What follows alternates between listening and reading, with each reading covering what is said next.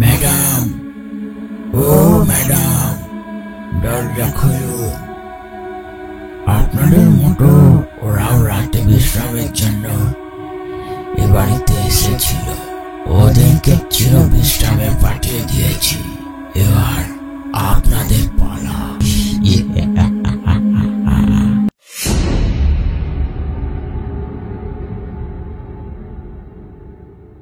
সময়টা এখন ডিসেম্বর মাস, বছরের শেষ। কয়েকটা দিন বেঁচে, বাকি দিনগুলো হয়তো হাতে গুনেই কেটে যাবে। এরকম সময় প্রত্যেক কলেজেই একটা করে ভ্রমণ হয়ে থাকে। আমাদের কলেজেও কিছুদিন আগে এরকমই একটা ভ্রমণের কথা বলা হয়, একটা হিল স্টেশন। ভারতে তো অনেক প্রকারের হিল স্টেশন আছে, তবে আমাদের এবারের গন্তব্য ছিল মুসৌরি। যদিও মুসৌরিতে গরমকালের সময়তেই যাওয়া হয়, সেখানকার আবহাওয়া, পরিবেশ এবং সুস্বাদু খাবার উপভোগ করার জন্য। কিন্তু আমরা শীতকালেই যাচ্ছি। পাহাড়ের শীর্ষে বসে একটু আনন্দ, মেঘের সাথে কাছ থেকে কিছু আলাপ আলোচনা এবং সেখানকার শীত গায়ে লাগিয়ে ঘুরে বেড়ানোটা একটা আলাদাই অভিজ্ঞতা হবে। এই দেখুন, কথাগুলো বলতে বলতে আমার নামটাই বলতে ভুলে গেলাম। আমার নাম হলো প্রিয়াঙ্কা। বয়স 20 বছর, 3rd ইয়ার চলছে এখন। এই প্রথমবার আমি একটা ভ্রমণে যাচ্ছি। কলেজ থেকে ভ্রমণের এই খবরটা শুনতেই বাড়িতে জানিয়ে দিলাম পরের সপ্তাহে আমি মুসৌরি যাচ্ছি কলেজের একটা ট্রিপে। তারপর যা ঘটে থাকে আর কি। বাড়ির সমস্ত সদস্যের জ্ঞান শুনতে শুনতে কান মাথা খারাপ হয়ে যায়। ওই কখন কি করব, কখন কি খাবো, কিভাবে থাকবো ইত্যাদি ইত্যাদি। প্রথমে তো বাবা যাওয়ার জন্য নাই বলে দিয়েছিল প্রায়। তারপর বেশ কিছুদিন মায়ের হাতে হাতে কাজ করে মাকে বলে বাবাকে রাজি করালাম। একটা সপ্তাহ এরমভাবেই দেখতে দেখতে কেটে গেল। চলে আসলো সেই দিনটা, আমাদের ভ্রমণের দিন। ডিসেম্বর মাস, প্রচণ্ড ঠান্ডা পড়েছে। শীতের পারদ যেন উঠতেই চাইছে না। কলেজের 3 জন প্রফেসর যারা আমাদেরকে নিয়ে যাবে, তারা কলেজের সমস্ত স্টুডেন্টকে নিয়ে ক্যাম্পাসে জড়ো হলো। আমি যদিও একটু বেশি এক্সাইটেড ছিলাম, সেই কারণে সময়ের আগেই সেখানে পৌঁছে যাই। ঘণ্টাখানেকের মধ্যে একটা লম্বা চওড়া বাস এসে আমাদের সামনে দাঁড়ালো। এক এক করে সমস্ত স্টুডেন্ট বাসে উঠে গেল। আমাদের সাথে যে 3 জন প্রফেসর আমাদের গাইড করবে, তাদের নাম হলো তীর্থ ব্যানার্জি, অতনু রায় এবং একজন ম্যাডাম সুচেতা বিশ্বাস। সমস্ত তালিকাভুক্ত স্টুডেন্টদের বাসে উঠে যাওয়ার পর বাসটা কিছুক্ষণের মধ্যেই গন্তব্যের দিকে পৌঁছানোর জন্য কলেজ থেকে ছেড়ে দেয়। আমি তো বাসে উঠে আমার উইন্ডো সিটটা দখল করে হেলতে দুলতে থাকা ঝাঁকুনির সাথে আমার যাত্রার আনন্দটা উপভোগ করছিলাম। আমার পাশে আমার বন্ধু ঋষিকেশ বসে। বাসে উঠতে না উঠতেই ও ঘুমিয়ে পড়েছে। হাতটা তুলে ঘড়িতে দেখলাম 4টে বাজে।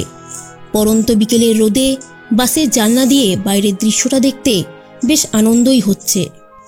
কিছুক্ষণ এরম চলতে থাকার পর আমিও আর নিজের শরীরের ধকলটা সহ্য করতে পারলাম না।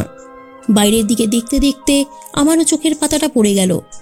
ঘন্টা 2 ঘুমানোর পর হঠাৎ ঘুমটা ভেঙে গেল ঋষিকেশের ডাকাতে। প্রিয়ঙ্কা, এই প্রিয়ঙ্কা, ওঠ না। ঘুমাচ্ছিস কেন এত? বাসে তো ভালোই মজা হচ্ছে। গানের লড়াই হবে বলে প্রস্তুতি নিচ্ছে। চল চল জয়েন করি। ওঠ, ঘুমাস না আর। আমি ঘুম চোখে কিছু বুঝতে পারলাম না। চোখটা খুলে দেখি বাসের মধ্যে সমস্ত স্টুডেন্টরা গান গাইছে একে অপরের সাথে। আমি আর তাদের সাথে যোগ দিলাম না। বাসটা চলতে চলতে এখন 6:15। বাইরে সন্ধে নেমে এসেছে। কুয়াশায় চারদিকটা ঢেকে দিয়েছে। বাসের ড্রাইভার হেডলাইটটা জ্বালিয়ে ওই 15-20তে গাড়িটা চালাচ্ছে। পাহাড়ি অঞ্চল, কখন কি ঘটে যায় বলা যায় না।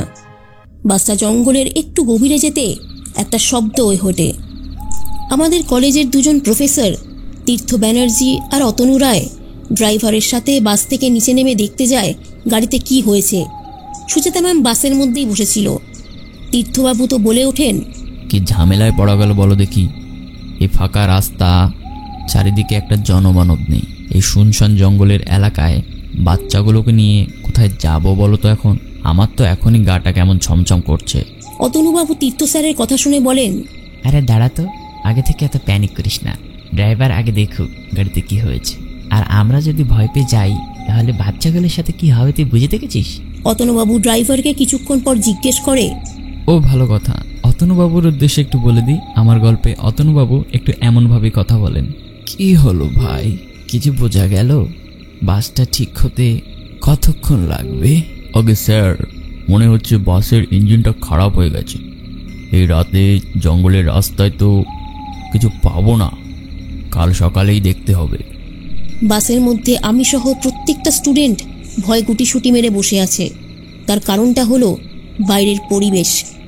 জায়গাটা ঠিক ভালো না, চারিদিকটা ঘুটঘুটে অন্ধকার, পুরো শুনশান, আর রাত বাড়ার সাথে সাথে ঠান্ডাও তেমন বেড়ে চলেছে। আমি ম্যামকে জিজ্ঞেস করলাম, ম্যাম এখান থেকে কি হিল স্টেশন এখনও অনেকটা দূরে? সুচেতা ম্যামের মুখটা ফ্যাকাশে হয়ে উঠেছে। ম্যাম খানিকটা থতমত খেয়ে বললেন, হ্যাঁ, আর 1-1.5 ঘন্টা দূরত্বের পথ। ইতিমধ্যে তীর্থ স্যার আর অতনু স্যার বাসে ফিরে আসলেন। তারা ম্যামকে জানালেন বাসটা খারাপ হয়ে গেছে। ড্রাইভার বলেছে বাসটা সকালের আগে ঠিক হবে না। সুচেতা ম্যাম মুখে একরাশ ভয় নিয়ে জিজ্ঞেস করলেন, তাহলে কি হবে এখন? এত রাত্রে বাচ্চাগুলোকে নিয়ে কোথায় যাব? সমস্ত স্টুডেন্টদের মুখে ভয়ের ছাপ স্পষ্ট। তখন অতনুবাবু বললেন, আরে সুচেতাদি, এত চিন্তা করো না, আজ রাতে থাকার মতো একটা জায়গা পেয়েছি। এই জঙ্গলের পাশেই একটা বড় গেস্ট হাউস রয়েছে, ওখানে অন্তত আজকের রাতটা একটু কাটানো যাবে। আমি মনে মনে ভাবলাম, যাক ভালোই হলো, রাতটা বাসেতে তো আর কাটাতে হবে না। একেই যা ঠান্ডা। সবাই বাস থেকে নেমে অতনুবাবুকে অনুসরণ করতে করতে এগোতে থাকে। রাস্তার পাশে জঙ্গলের মাঝখান থেকে একটা ছোট রাস্তা চলে গেছে সামনের দিকে। ঘুটঘুটে অন্ধকার, সবাই মোবাইলের ফ্ল্যাশলাইট জ্বালিয়ে একে অপরকে অনুসরণ করে হেঁটে চলেছে। হঠাৎ তীর্থবাবু বললেন, স্টুডেন্টস বি কেয়ারফুল। পাহাড়ি এলাকা, তার উপর আবার অন্ধকার, কেউ হারিয়ে যেও না যেন। সবাই একে অপরের হাত ধরে এগোতে থাকো।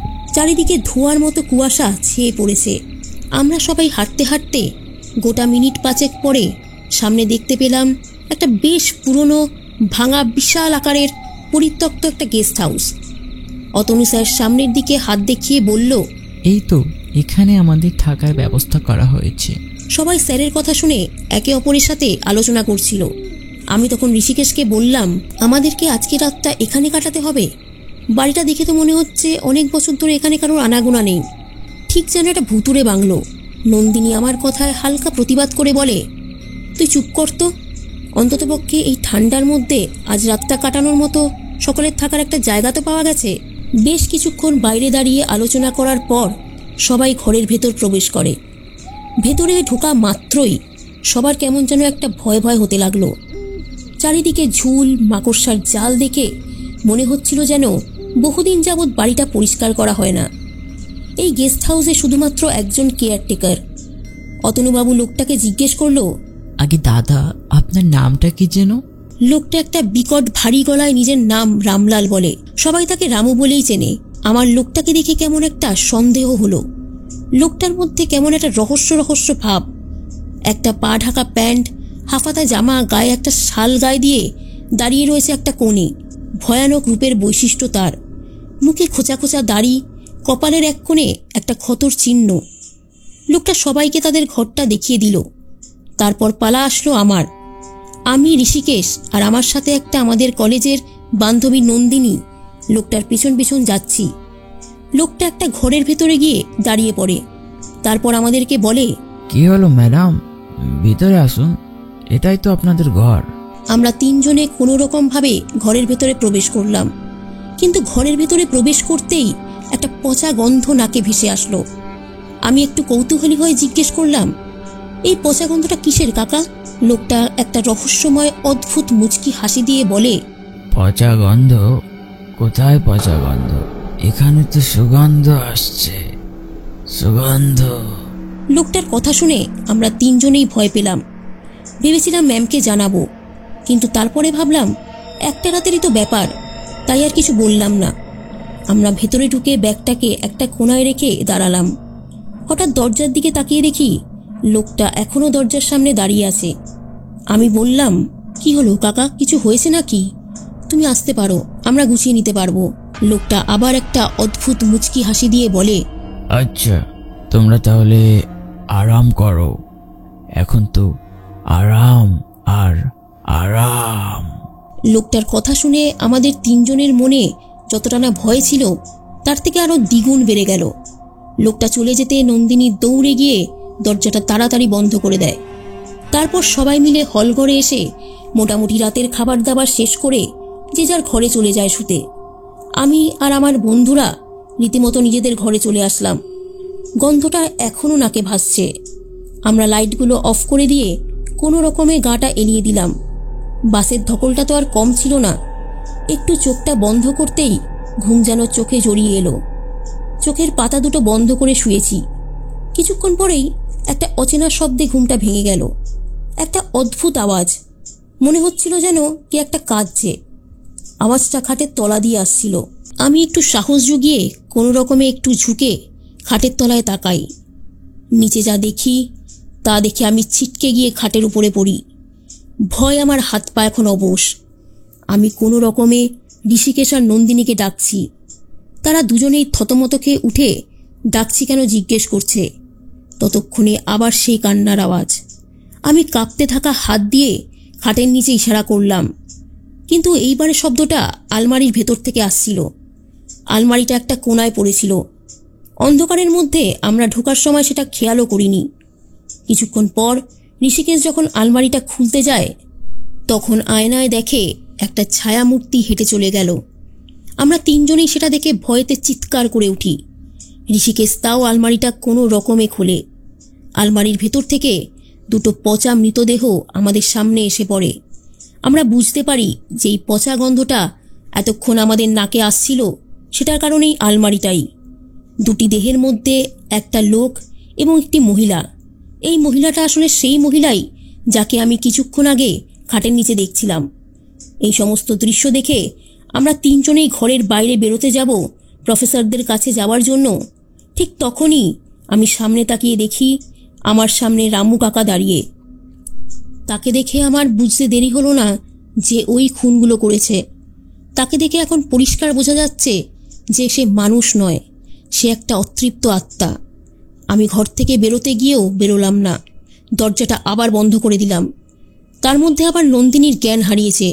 আমি আর ঋষিকেশ বেশ খানিকক্ষণ ধরে ব্যাগ থেকে একটা বোতল বার করে তার মুখে জল ছিটিয়ে তার জ্ঞান ফেরানোর চেষ্টা করছি, কিন্তু তার আর কোনো সাড়া নেই। ওদিকে রামু দরজা ধাক্কিয়েই চলেছে, সাথে তার গলার বিকট শব্দ, ম্যাডাম, ও ম্যাডাম, দরজা খুলুন। আপনাদের মতো ওরাও রাতে বিশ্রামের জন্য এ বাড়িতে এসেছিল। ওদেরকে চির বিশ্রামে পাঠিয়ে দিয়েছি। এবার আপনাদের পালা। আমি বুঝতে পারলাম আমাদের কোনো পথ নেই। হয়তো সমস্ত স্টুডেন্টরাও মারা গেছে, এখন আমরাই জীবিত। কিছু মুহূর্ত পর নন্দিনীর জ্ঞান ফিরে আসে, কিন্তু দরজার ছিটকিনিটা ভেঙে গেছিল, আর হয়তো এক ধাক্কাতেই দরজাটা খুলে যাবে। আমি আর ঋষিকেশ দরজাটা ধরে রেখেছি, কিন্তু রামুর গায়ের অসীম শক্তির সামনে আমরা যেন কিছুই না। নন্দিনী টলমলো পায়ে উঠে দাঁড়িয়ে পিছনে তাকাতে দেখে পিছনে একটা দরজা আছে, কিন্তু দরজাটায় তালা মারা। রামু এবারে দরজাটা খুলেই ফেলল। তার হাতে একটা রক্তমাখা কুড়ুল। সে এগিয়ে আসছে আমাদের দিকে। আমরা তিনজনেই দাঁড়িয়ে আছি, আমাদের কথা হারিয়েছে। পিছনের জানলাটা দিয়ে তখন হালকা সূর্যের আলো উঁকি মারছে। রামু তার হাতের কুড়ুলটা দিয়ে নন্দিনীর মাথায় কোপ মারে। তার মাথাটা আলাদা হয়ে পড়ে আমার হাতে। আমি এখন চারদিকে অন্ধকার দেখছি। ঋষিকেশ আমাকে বলছে। আমি মনে তখন হালকা সাহস নিয়ে বুঝলাম এই আমার জীবনের শেষ মুহূর্ত। এখন না পালালে আমার মৃত্যু নিশ্চিত। আমি ছুটতে চেষ্টা করি, ততক্ষণে রামু ঋষিকেশকে টেনে ধরেছে। ঋষিকেশ বলছে, প্রিয়াঙ্কা, প্রিয়াঙ্কা তুই পালা, এখান থেকে পালা তুই। প্রিয়াঙ্কা তুই পালা, আমি বলছি, তুই আমার কথা ভাবিস না, তুই এক্ষুনি পালা এখান থেকে। আমি কিছু বুঝতে না পেরে সব ছেড়ে দৌড় দিই। ঘরের মেন গেটে সুচিতা ম্যামের বডি পড়ে, দুটো পা কাটা অবস্থায়। আমি সেদিকে না দেখে দৌড় দিই। রাস্তায় বেরিয়ে সেই জঙ্গলের ভেতর থেকে দৌড়াচ্ছি। এমন সময় সূর্যের আলোয় সব পরিষ্কার হয়ে ওঠে। সামনে রাস্তায় বাস ড্রাইভার দাঁড়িয়ে। আমি তাকে দেখে শান্তির নিঃশ্বাস নিয়ে মনের ভেতর এক রাশ কাছের মানুষ হারানোর দুঃখের সাথে বাসের ড্রাইভারকে বলি, সবাই মারা গেছে।